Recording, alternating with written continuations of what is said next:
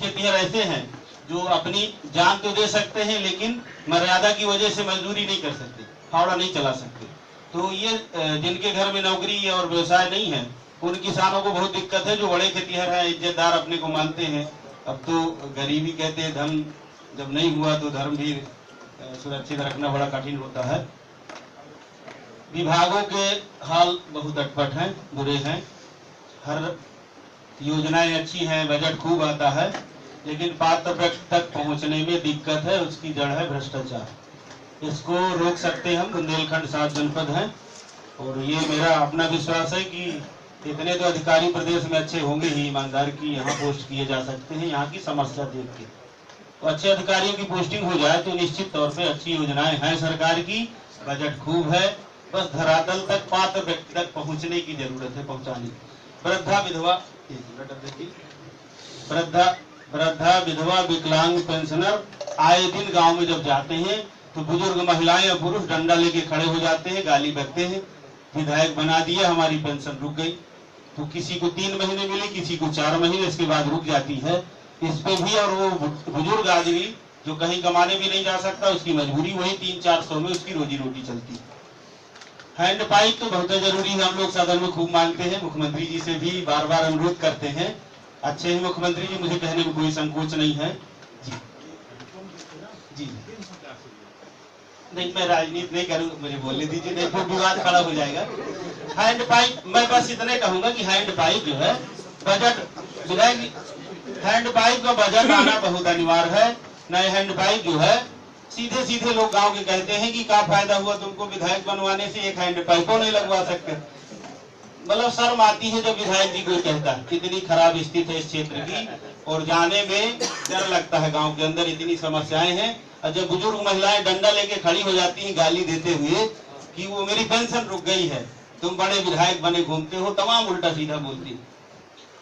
विभागों के हाल ये है कि जैसे जो बजट आता भी है, जैसे नलकूप खंड में सर वो जो मोटरें हैं जल गई तो किसान अपने खर्चे से खुद की मेहनत से लाएगा और महीनों चक्कर काटेगा, पैसे देगा, तब भरती ही मोटर।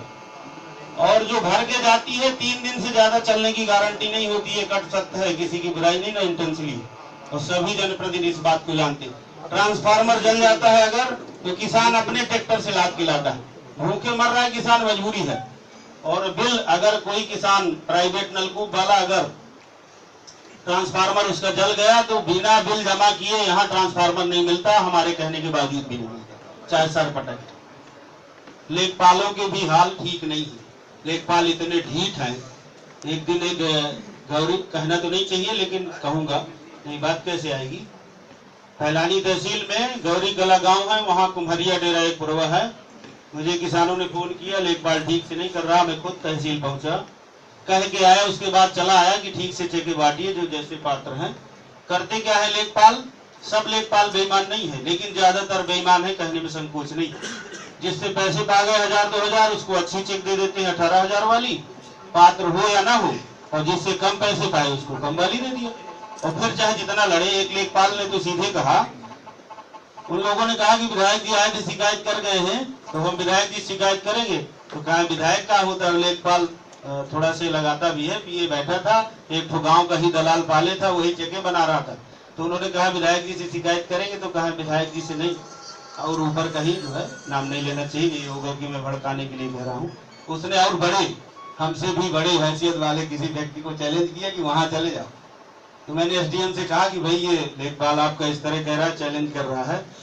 तो बहरहाल वो शराब पीता था, उसको सस्पेंड करने लायक नहीं था, हम ही ने मना किया, लड़के बच्चे भूखे मर जाएंगे, दूसरा लेखपाल लगा के काम करा लीजिए। तो तहसीलों में बहुत गौर करने लायक है। और गांव सभाओं में मनरेगा वाला मामला बता दूं, सब प्रधान नहीं, एक तरफ से सब कोई बेईमान कहना गलत बात है, लेकिन ज्यादातर मनरेगा का पैसा अपने चहेते लोगों के जॉब कार्ड बना के, खाता उनका, उनके खाते में जाएगा, बिना काम के आधे साधे में खेती चल रही मनरेगा की। जो गरीब आदमी है मर रहा है, उसकी ये हैसियत नहीं है ब्लॉक वाक जाने की, विरोध करने की। क्योंकि जो प्रधान अब होता है, अब जो जनप्रतिनिधि होते हैं, कहीं ना कहीं थोड़ा इतना हैसियत होती है कि आम आदमी इसको विरोध नहीं कर सकता। ये स्थितियां हैं मनरेगा की, इस पे गौर करने लायक है। आधे साधे में चल रहा है व्यवसाय, गरीब आदमी जो पात्र है उसको नहीं मिलता, पीड़ा होती है। कुछ अधिकारी आपके अच्छे हैं और जो बहुत अच्छे हैं वो बहुत दिन टिकते नहीं हैं, जो बहुत अच्छे हैं वो बहुत दिन टिक नहीं पाते। तो ये भी सबसे बड़ी बात ये है कि आपके अधिकारी अच्छे और ईमानदार अगर काम करने वाले हों तो निश्चित तौर पर योजनाओं का लाभ आम आदमी तक मिलेगा। हम नहीं कहते कि हम सब दूध के बुले हैं, हम लोग भी कमी करते हैं, लेकिन अगर आपके अधिकारी आ जाए अच्छे तो निश्चित तौर पे हम लोग भी कहीं ना कहीं अपने आप को पीछे कर लेते हैं। ये ट्रांसफार्मर मोटरें जहां भी खराब हैं, जो ट्यूबवेल में खराबी हो, सख्त निर्देश ये हो कि बिजली और ट्यूबवेल वाली, जिससे जो है जंगली जानवरों का, और यहाँ बिजली ओवरलोड तो बहुत बुरी समस्या है। किसानों के लिए अलग से फीडर करवाई दीजिए, घोषणा हुई थी माननीय मुख्यमंत्री जी की, पूरा सम्मान है उनके प्रति। हम अब मुख्य बात ये है, मैं एक चीज और कहूंगा,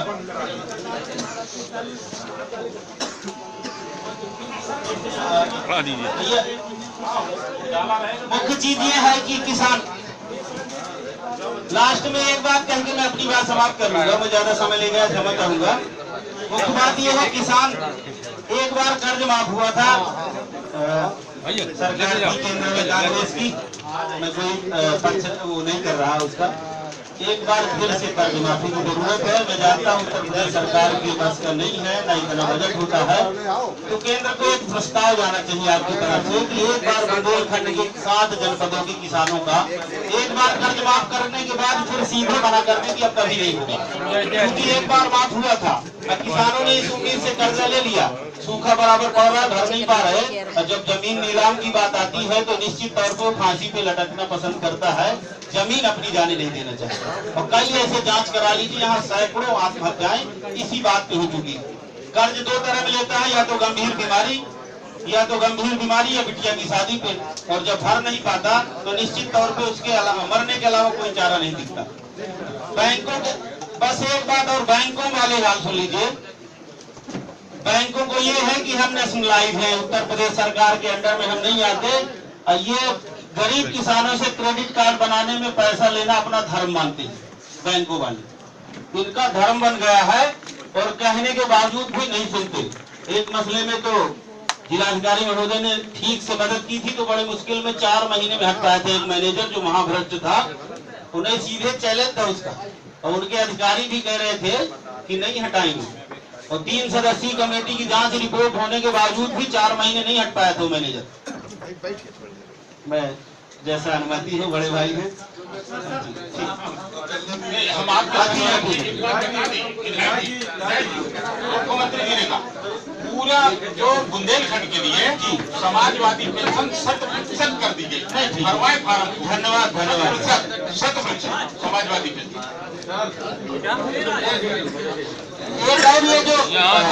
हमारी डिमांड ये है कि बुंदेलखंड विकास निधि की राजहंस की धनराशि ये बजट सत्र में और जिलांश की बढ़ा दी जाए, जिससे कि तमाम बहुत से काम मिले और लोगों को रोजगार मिले।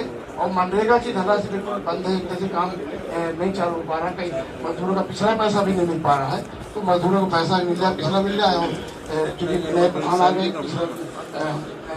5-6 दिन का ग्रामीण दौरा किया, पैसा नहीं दिए, यूनिवर्सिटी में जमा है, लाख जमा है, पुराने पैसे मिल जाए, नए काम चालू किया जाए और लोगों को रोजगार दिया जाए। जो खाद्यान्न वाली पानी मुफ्त चलाई है तो उसकी नहीं हो सकती है, लेकिन उसके लिए कहा तो जा रहा, लेकिन अधिकारी को निर्देश दिया जाए कि खाद्यान्न की व्यवस्था करें। मतलब नहीं पता चलेगा कि वहाँ मार हो जाएगी, कुछ लोगों को मिला, कुछ लोगों को नहीं मिला, एडवांस स्टोर रहे, पर्याप्त उनको खाद्यान्न मिल जाए, जिससे कोई खाद्यान्न कमी न रहे। और जो बिजली का जो है लो वोल्टेज की समस्या है किसानों की, और इस समय किसान पीड़ित है। जैसे हमारी माननीय मुख्यमंत्री जी ने बिजली सरकारी ट्यूबवेल की नहर की सिंचाई और राजकीय ट्यूबवेल की सिंचाई मुक्त किया है, तो हमारी विनती है माननीय मुख्यमंत्री से कि आपके माध्यम से हमारी बात पहुंचा दें कि निजी नलकूप के किसानों को भी विद्युत बिल माफ कर दिया जाए। इस समय किसान देने की स्थिति है, ये विशेष मांग है। सर,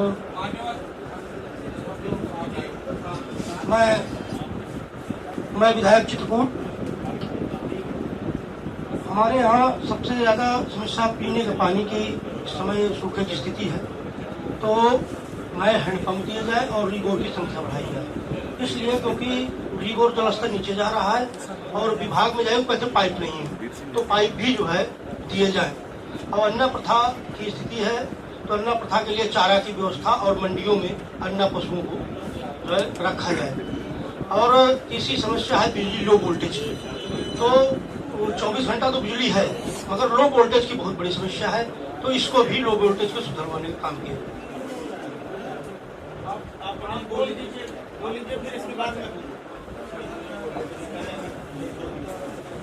बलराम तिवारी, जिलाध्यक्ष भारतीय किसान यूनियन बांदा। महोदय, हमारे बांदा में बड़े किसानों को केवल एक बार 9,000 रुपया का चेक मिला है, और इसके बाद जो 1.5 गुना का रेट था, आज तक किसी भी किसान को 1 पैसा नहीं मिला है। और हमारा जितना भी 2 हेक्टेयर के ऊपर किसान है, सब हताशा की स्थिति में है, क्योंकि सारी लागत डूब चुकी है। 70% से ऊपर बुआई हुई है, आगे आने वाले समय में कुछ दिखेगा। और महोदय, जैसे भी बिजली वाली बात महोदय ने कहा फ्री की, तो उसमें एक बहुत बड़ा अंतर आ रहा है हमारे साथ, क्योंकि नहर और ट्यूबवेल का पानी फ्री है, और जो सिंचाई हम लोगों का निजी ट्यूबवेल है, वो 300 रुपया प्रति क्विंटल महंगा गेहूं पैदा हो रहा है, क्योंकि हमारा निजी पैसा लग रहा है उसमें। 300 रुपया गेहूं महंगा पड़ रहा है महोदय। और जब हम लोग बिक्री रेट है हमारा, तो बाजार में तो सामान्य है, तो किसानों का बिक्री रेट एक होना चाहिए। तब जब तक हमारा बिल माफ नहीं होगा, तब तक हमारा सामान रेट नहीं आएगा, और वो किसानों को 300 रुपए प्रति क्विंटल घाटा सौदा हो रहा है। आशुतोष मिश्र, पूर्व अध्यक्ष शासन।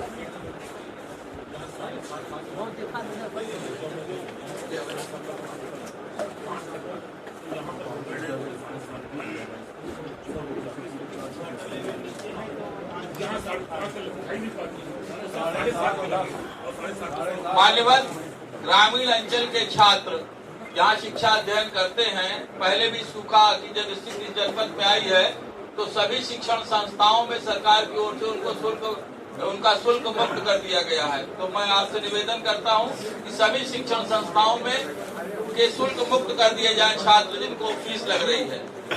दूसरा निवेदन मुझे ये करना है कि इसके पहले ओलावृष्टि, उसके पहले सूखा, और इस बार बुआई नहीं हुई। 10% खेतों में बुआई हुई है। सिंचाई तो तब होगी जब बुआई हो, खेत ही खाली पड़े हुए हैं। ऐसी स्थिति में सबसे पहले सरकार का ध्यान मैं इधर आकृष्ट करना चाहता हूं कि यहाँ रोजगारों का सृजन हो।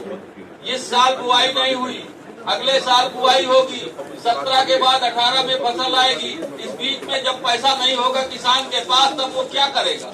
हर आदमी मनेगा और नरेगा में खंती नहीं खोद सकता। इसलिए रोजगारों का सृजन किया जाए, वरना हमारे जनपद की समूचे बुंदेलखंड की स्थिति भयावह हो जाएगी, लूटपाट की स्थिति उत्पन्न हो जाएगी, और यहाँ आए दिन डकैतियां, चोरियां और ये इस प्रकार की लॉ एंड ऑर्डर की प्रॉब्लम क्रिएट होंगी। अतः मेरा निवेदन है कि यहाँ कार्यों का सृजन किया जाए, ताकि सब प्रकार के लोगों का समायोजन हो जाए। और खासतौर से छात्र नेता की हैसियत से मेरा निवेदन है कि शुल्क मुक्त कर दी जाए। सूखा के कारण अब बेचारे किसान कहाँ से साफ पाएंगे पैसे की फीस जमा करेंगे, और यह ऐसा पहले हो चुका है। धन्यवाद।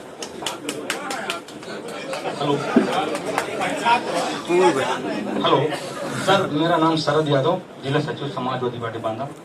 सर, जो अन्ना प्रथा की प्रॉब्लम चल रही है सर, अन्ना प्रथा में कहीं जानवर कोई जंगली नहीं है। यहाँ पे कुछ जंगली नाम मात्र में है। 25% 75% जानवर हम लोगों के हैं, निजी किसानों के हैं। तो मेरा अनुरोध आपसे ये है कि आप प्रदेश से कुछ ऐसा नियम जारी करिए वहाँ से, ताकि गांव-गांव में जो अन्ना प्रथा करते हैं, जैसे मेरा जानवर है मैंने छोड़ दिया, वहाँ कुप्त आदमी छोड़े जाए, और जब तक वो भैंस गाय ब्याने वाली होती है, बच्चे वाली होती है, तो तब तक घूमती है, और जब बच्चा देती है फिर मांझू से बांध देते हैं। तो उनको चिन्हित किया जाए कि कौन सा व्यक्ति ऐसा है कि जो गाय को छोड़ देता है और जब दूध देने टाइम आता है उसको बांध देता है।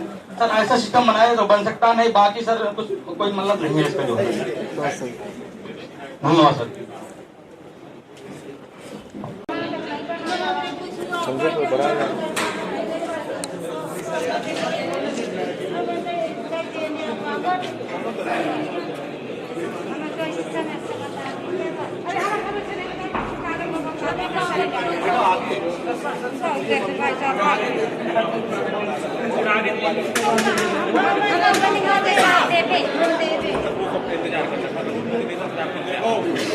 देना साहब को, तो वहाँ बैठ जाओ, वहाँ बैठ जाओ, इससे निकलेंगे दे देना, और हमको लेना हो तो दे दो, ठीक है?